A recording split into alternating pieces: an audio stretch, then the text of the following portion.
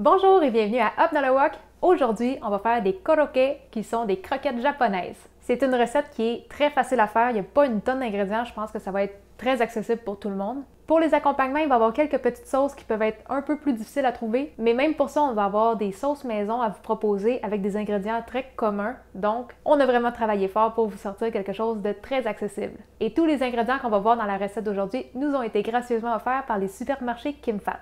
On va commencer sans plus tarder, mais juste avant, n'oubliez pas de vous abonner à notre chaîne.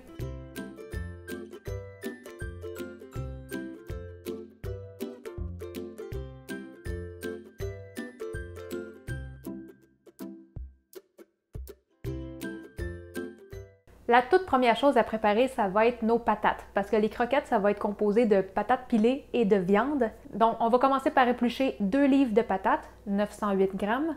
On va les couper en petits morceaux et on va mettre ça dans de l'eau froide au fur et à mesure pour pas que ça brunisse. Une fois qu'on a tout coupé nos patates, on va pouvoir aller les faire bouillir et on va les faire bouillir jusqu'à temps que ça devienne tendre.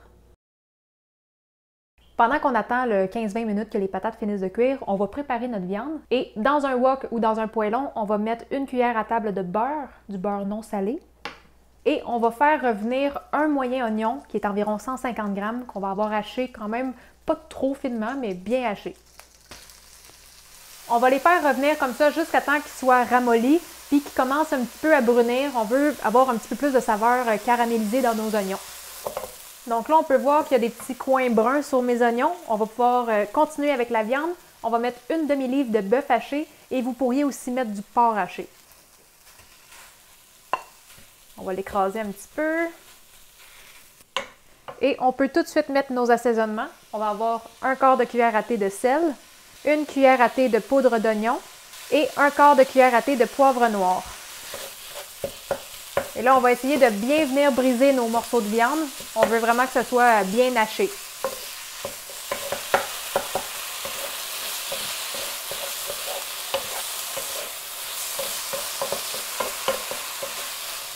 Quand notre viande est complètement cuite, on va pouvoir fermer le wok et on va laisser ça de côté le temps que les patates finissent de cuire. Si vous remarquez qu'avec la cuisson de la viande, il y a beaucoup de jus qui s'est accumulé au fond, soit parce qu'il y avait beaucoup de gras ou parce que vos oignons ont perdu beaucoup d'eau, il va falloir retirer ce surplus de jus-là parce qu'on ne veut pas qu'à la fin, notre mixture pour faire les croquettes soit trop liquide. Donc moi, c'était pas trop juteux, on va laisser ça comme ça, on va mettre ça de côté. Et pour savoir si les patates sont prêtes, on doit venir les piquer avec une fourchette et elles doivent être tendres jusqu'au centre. Quand les patates sont prêtes, on va pouvoir venir les égoutter et on va les mettre dans un bol.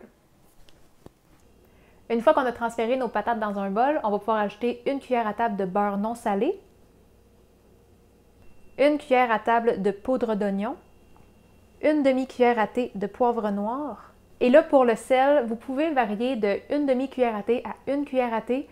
Moi, je vais mettre une cuillère à thé parce que c'est le dosage de sel que j'aime, mais vous êtes mieux de commencer avec un petit peu moins de sel et ajuster à la fin. Et là, on va tout venir piler ça.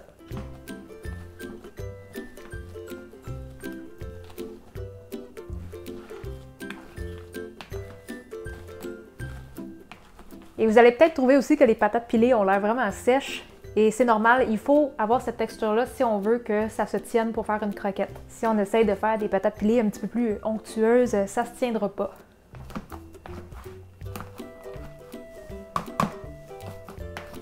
Une fois que les patates sont pilées à votre goût, on va pouvoir rajouter la viande.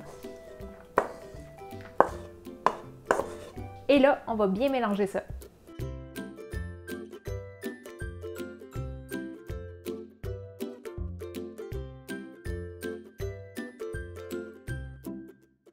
Une fois qu'on a bien mélangé nos patates et notre viande, on va pouvoir venir faire 12 petites boulettes. Fait qu'on va venir juste les presser entre nos mains et on peut faire des galettes un peu ovales et quand même assez plates. Et idéalement, on va essayer de les faire toutes le même format. Chaque galette devrait faire entre 100 et 110 grammes environ. Et une fois qu'on a une galette de prête, on peut venir la déposer sur une plaque avec un papier parchemin.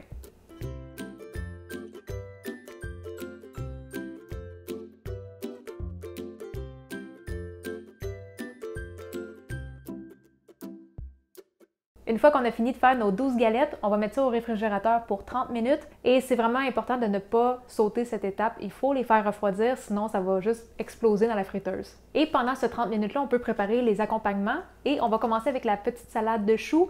On peut y aller avec un chou vert ou un chou taïwanais et on va couper ça en très fines juliennes. Une fois que le chou est coupé, on va faire tremper ça dans de l'eau froide juste pour garder la bonne texture du chou, mais en les faisant tremper, ça va aussi permettre d'avoir un goût un petit peu moins amer. Et quand on va devoir servir le chou tantôt, on va juste avoir besoin de venir bien l'essorer et de mettre la vinaigrette dessus. Et pour la fameuse vinaigrette, on peut y aller avec une vinaigrette japonaise comme ça. Ça, c'est la marque Kewpie qui est au sésame. Mais si vous n'êtes pas capable de trouver cette sauce-là, on a fait une recette au début de la semaine qui est une version maison de cette sauce-là. Donc si ça vous intéresse, on va vous mettre le lien juste en haut ici ou dans la description de la vidéo. Et finalement, la dernière garniture pour ce plat-là, ça va être de la sauce katsu ou tonkatsu. Mais si vous n'avez pas d'épicerie asiatique proche ou si vous n'en trouvez pas à l'épicerie, on vous a fait une petite recette maison pour essayer d'avoir le goût le plus proche de ça aussi. Et vous allez voir, c'est tous des ingrédients qui sont très accessibles, donc tout le monde peut faire ça à la maison. Pour faire la sauce maison, vous allez avoir besoin de 1/4 de tasse de ketchup, donc 63 ml environ. Ensuite, on va mettre 2 cuillères à table de sauce Worcestershire, 1 cuillère à thé de cassonade, 1 cuillère à table de sauce soya japonaise, moi j'ai pris de la Kikkoman, et 1 cuillère à thé de miel. On vient bien mélanger le tout.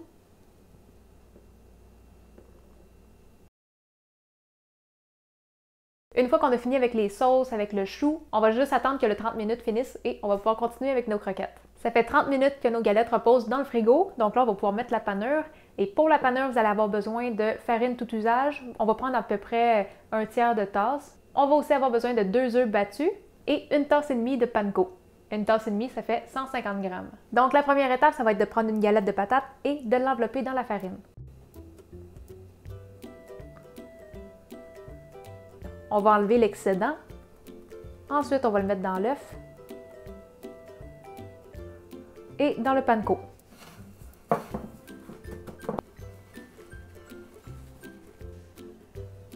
On le remet sur notre plaque et on fait la même chose pour tout le reste. Et là, la friteuse, je vais juste l'allumer quand je vais avoir la moitié de faite parce que ça va me prendre quand même quelques minutes à faire.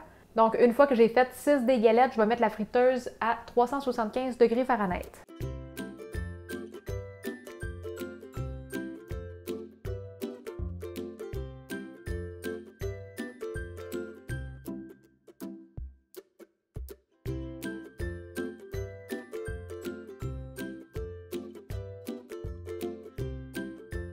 Quand on a fini de mettre la panure sur nos croquettes, on va pouvoir les faire frire. Et moi, vu que ma friteuse est vraiment petite, je vais juste en mettre 2 à la fois.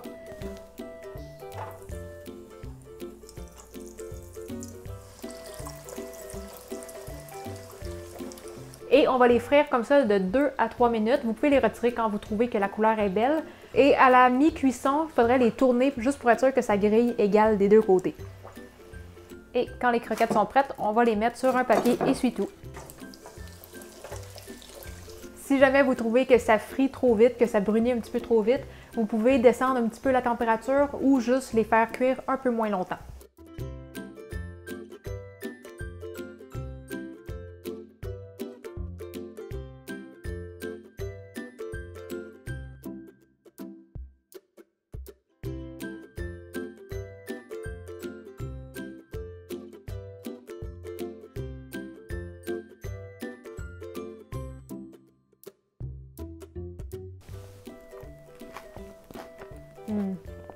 Un petit plat tellement réconfortant, je peux pas m'imaginer quelqu'un qui aimerait pas ça. C'est aussi un plat que je suis certaine que les enfants vont adorer.